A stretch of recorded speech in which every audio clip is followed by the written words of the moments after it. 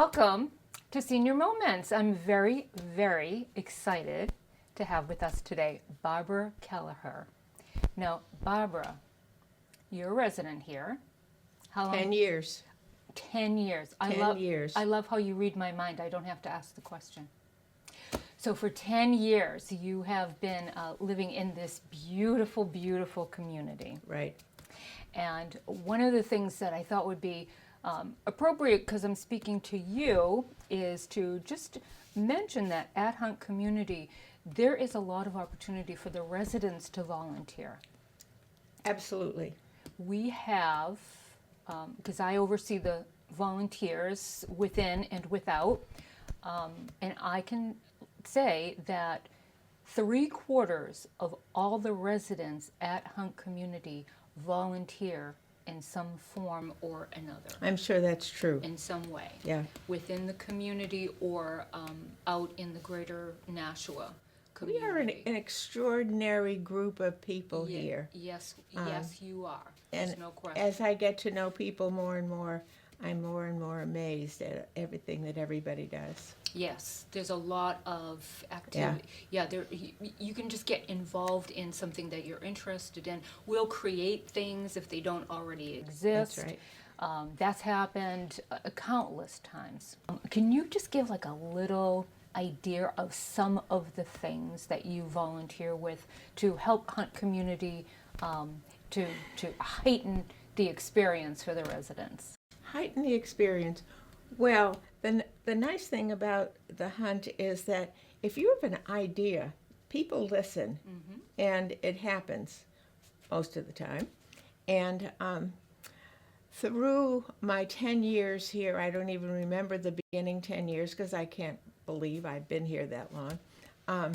I've been an ambassador, and I take groups around, and that's always fun, getting to know people. And then I am commander-in-chief of the gardens. Oh, please tell us about that, because the gardens, the courtyards, it is absolutely It stunning. is. It is.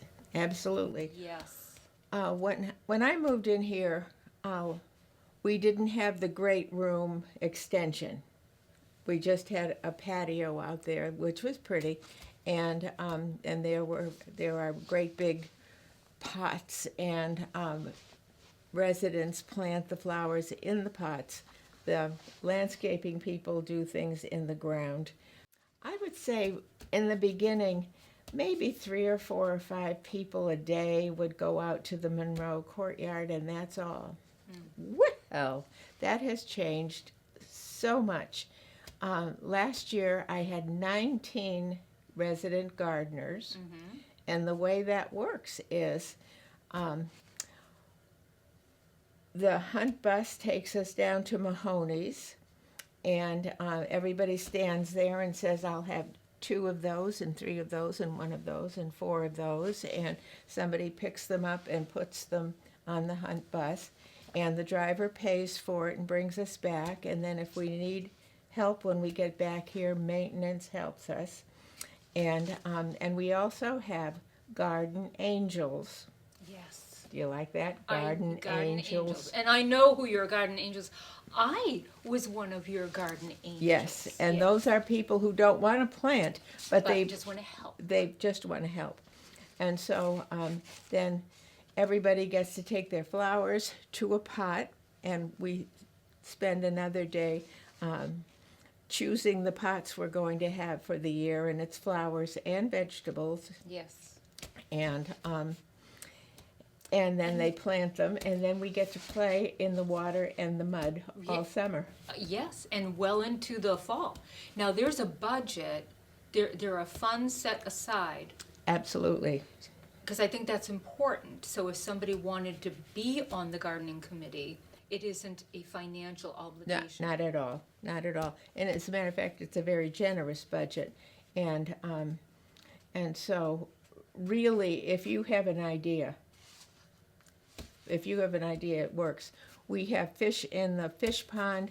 I have a water lily that I tried 3 years ago, and every year so far, it has bloomed up by assisted living, and it spends the winter down in the pond right outside the theater here. And so I'm about ready to take it out and get it ready for this year. I cannot begin to tell you the number of times I do tours. I do them constantly walking people through. And the number one comment, you know, in the spring, summer, and fall, because it's still glorious Absolutely. in the fall. And we have the water fountain with the koi pond that you're talking about. We have the water fountain, and that's been called the meditation garden because it is so extraordinary. It's beautiful. And It's there's beautiful. benches, you can sit out there. Yeah. And the way the resident gardeners, the gardening committee has got that, it's just stunning. It's absolutely stunning. And we're able to enjoy that for so much of the year. And now we have maybe 10 or 15 or 20 people a day who sit out in the courtyard. Yes. And there are chairs in the shade and in the sun and tables. And we're working this year on letting people use the grills in Yes. case their families come in. Yes. That's in the works. Don't tell anyone We won't- we're talking yes, about that yet it's- because yes, it hasn't been approved. I'll keep it under my hat. Yeah, But and I did hear that. Yeah. That would be exciting. And then it's not just the courtyard. There are other areas. There's the front, in front of the not main. for us. What about behind the Mary?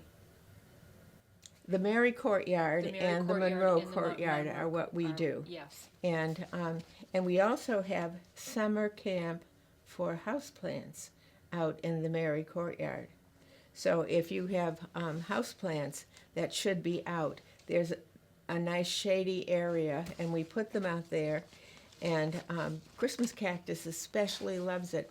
And so the night before the first frost, when they have really had a chilly time out there, we bring the Christmas cactus in, and within 2 weeks, they are loaded with blossoms. At one point, I was taking out dead blossoms, and I count when I do things, and I was counting blossoms as I took them out.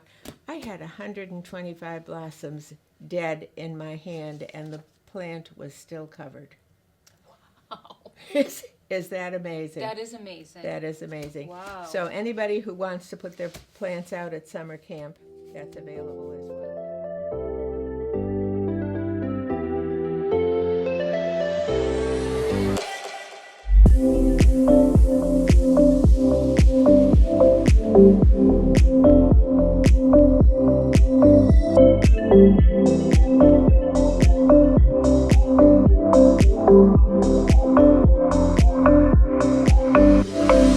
Thank you.